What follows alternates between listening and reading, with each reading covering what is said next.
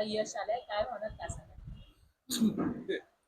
आमची गणेश भक्त कोकणवासी प्रवासी संघ ही गेली 45 वर्ष काम करणारी कोकणातील एक मोठी संस्था आहे.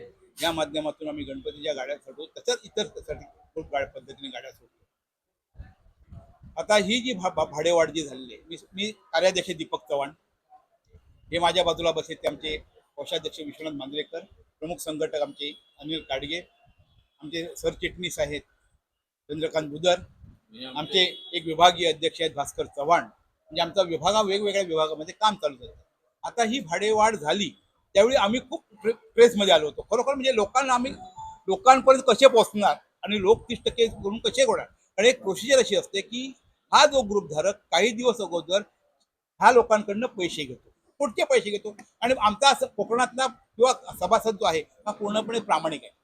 एसटीचं भाडं जेवढं असेल त्याच्यावर एक 5 रुपये काय घेतो, कारण आम्ही मिटिंग बोलवतो त्याच्यासाठी स्टेशनरी देतो, एक 5 रुपये जास्त घेईल, पण त्याच्या पलीकडे तो घेत नाही. एवढं भाड्याचे पैसे घेत असताना एकदम जर 35% वाढले तर तो लोकांना काय सांगणार, स्वतः कुठून पैसे भरणार. आणि ह्यामुळे हा उठाव आम्हाला करावा लागेल. पण एक आम्हाला खूप आनंद असा आहे की हा निर्णय आम्हाला एका दिवसात मिळाला, म्हणून आम्हाला आनंद आहे. म्हणून मी आज हा आनंदोत्सव साजरा करतोय.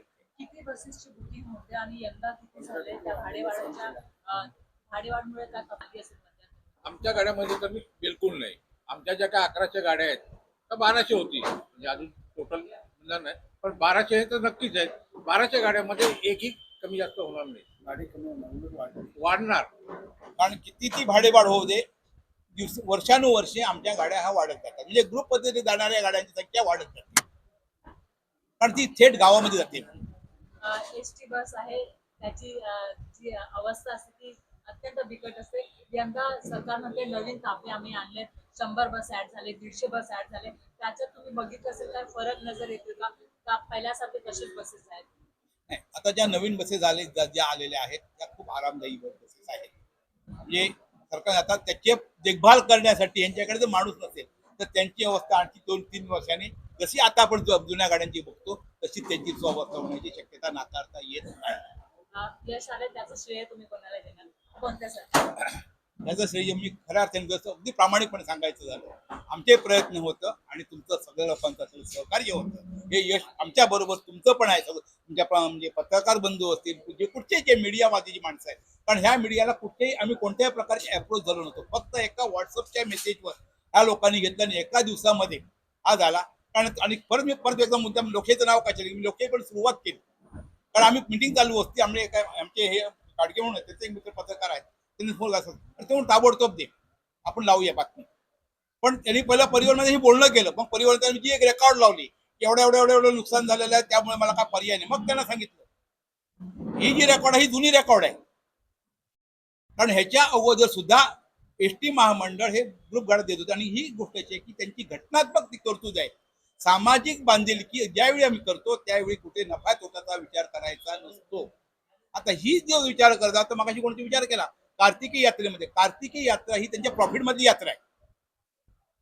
कारण त्यांना दोन्ही बाजूने मग तुम्ही का नाही म्हणत तिथे आम्हाला प्रॉफिट झाला आम्ही त्यांना सवलत देऊया, इथे जेव्हा तुम्ही नुकसान म्हणता तेव्हा मी यांच्यावर हे लावूया, त्याचा भाडे लावूया, हे चुकीचं आहे ना.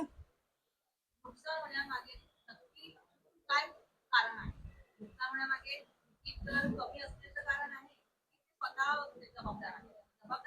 प्रशासन जबाबदार आहे, कारण त्यांच्याकडे कोणतंही नियोजन नसतं. हे तर आम्ही नक्की सांगू. कारण आता प्रशासन कसं काम करतं काय करतं हे आम्हाला माहिती. जर तुमच्याकडे गाड्या जास्त आहेत आणि ड्रायव्हर कमी आहेत त्याला जबाबदार कोण आहे? आम्ही तर नक्की नाही ना. की तुम्ही नियोजन करायला पाहिजे किंवा तुम्ही ठामपणे शासनाला सांगितलं पाहिजे हा माणूस जर बदली मागतो ह्याला बदली दिलं तर आमच्या 2 गाड्या उभ्या राहतील. हे ठामपणे सांगण्याची जबाबदारी ताकद या लोकांकडे नाहीये.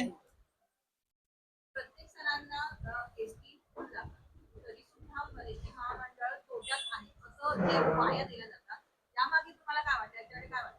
नक्की खरंच एसटी महामंडळ हे तोट्यात आहे का?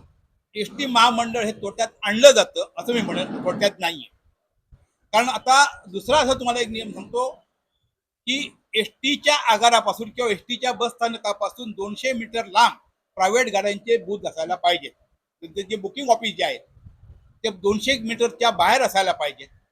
आता तुम्ही कुठचाही घ्या, अगदी तुमच्या परळ घ्या, मुंबई सेंट्रल घ्या, दादर घ्या, कुर्ला घ्या, कुठेही जा, एसटी स्टँड पासून 2 मीटरच्या अंतरावर बूथ मिळत आहेत तुम्हाला. आता हे बूथ उतरवण्याचं काम कोण करणार आहे? प्रवासी करणार आहे, एसटी महामंडळ करणार आहे, की वाहतूक विभाग करणार आहे? कारण आता ह्याच्यामध्ये प्रत्येकच्या भांडणं असतात. एसटी महामंडळ वेगळं आणि तुमचं वाहतूक विभाग म्हणजे आरटीओ वेगळा. ते म्हणजे हे आमचं काम नाही, हे आरटीओचं काम आहे. आणि काही वर्षापूर्वी एक फाळके म्हणून होते, म्हणजे अक्षरशः चांगला माणूस होता. हे इथे त्यांचे साक्षीदार आहेत. जे अशी ज्या प्रायव्हेट गाड्याचे जे माणसं यायची त्यांच्या मागे ते काठी घेऊन मागे लागलेले होते. पण असे धाडसी आता तुम्हाला कर्मचारी दिसत नाहीत आणि म्हणून एसटी महामंडळ नुकसानीत झालं.